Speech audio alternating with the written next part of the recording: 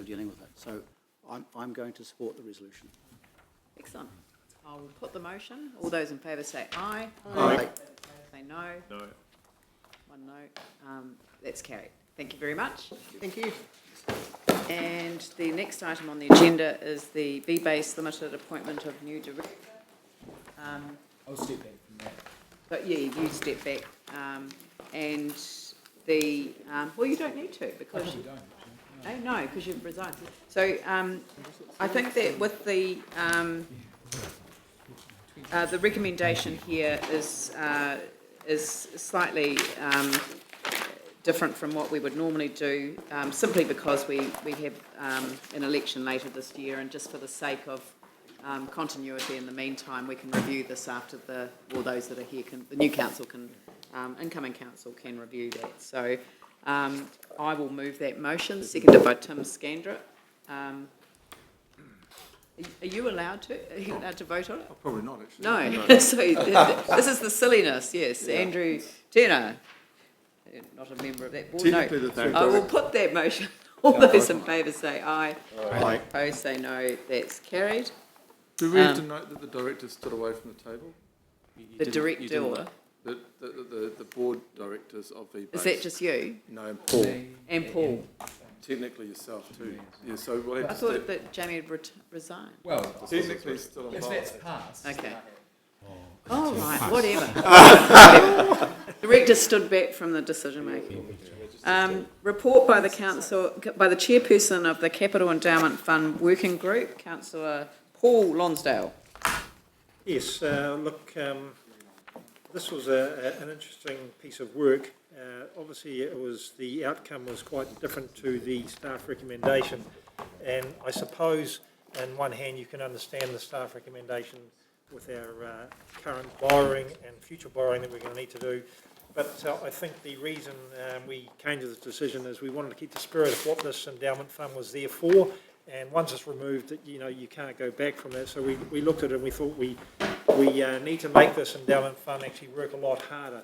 Currently, it's sort of just like breaking even. We dip into it for all sorts of bits and pieces. So I am pleased to see that the Strategy and Finance Committee added an extra word to one of the recommendations in B, which is the environment. So I'm happy to see that. But I would also like to put a 3A and ask that the recommendation includes... How about we just add the words? You've added the words? I could mine read, yeah. Fantastic. Awesome. So with those added words, I'd like to say I hope the council supports us here. The Capital Endowment Fund Working Group will work quite hard, and I think if we put down rather than by the 31st of March or earlier would be great. No, it says by. Okay. So yeah. Well, and you'd like to move that? I'll certainly like to move that. Would someone like to second that, Vicky? Well, I'd just like to say congratulations, and I'm really appreciative, Paul, of the work that you've done on this, and I'm glad that you've decided that it's a good idea to actually up the ante on the potential for getting a better rate of return on it. So I really appreciate that. Thank you. So thank you. Andrew. Yeah, I was a part of this working group, and I was pleased to be a part of it. I'm particularly pleased with the recommendation that the fund be retained. What this piece of work does, actually, what this recommendation does, it allows for greater flexibility in the way that the fund is able to be applied. And with the next piece of work, it will also hopefully allow for greater flexibility in the way that's invested so that we get better outcomes. We did originally have a paper which had a different set of recommendations, and as a result of a deputation, someone coming to talk to us, that put some other alternatives forward, which it was great to be able to discuss those. I'd also like to acknowledge the input of the external members of the working group that certainly were able to add some input into the discussion. A really lively and full discussion, I've got to say, and I'm pleased it's landed where it has and very happy to support it. All right. Yanni and then Vicky. I too am really happy to support this.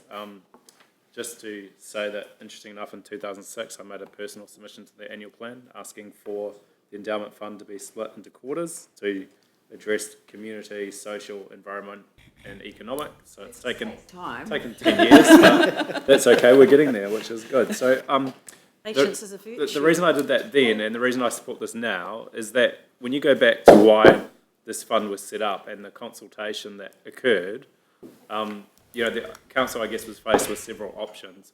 One option would have been just to simply give everyone a payment, like some other councils have done around New Zealand. So every citizen would have got a rates rebate or a contribution. But the idea was that you would create this fund that could go and do good for the purpose of the city and for its citizens. And the interesting thing was the initial consultation, overwhelmingly people or more people supported this fund being used for community and civic projects rather than the economic. However, council actually made a different call and went 70-30 split, which I think over time has been shown that actually the economic, even the community and civic components generally went into economic sorts of events, activities, and it was very hard for the community and the civic component to actually be recognised. So I think this is really good. I think this is overdue, but I think actually it's a fairer